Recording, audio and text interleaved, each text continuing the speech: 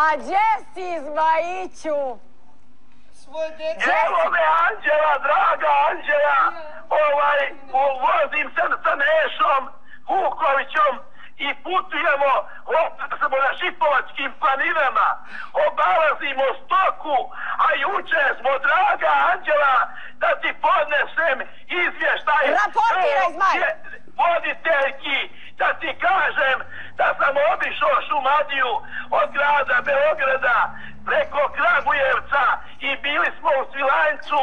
U Svilajncu su me dočekali bolje nego u stara vremena Tita Josipa Broza, što može da posvjedoči i fotografije Nešo Vuković i ostali materijali, ali Jovana, ti zapravo, Anđela, juče sam trebao da radim šta danas radim u Šipovu, no sam malo pregazio Šumadiju, usluži popreko.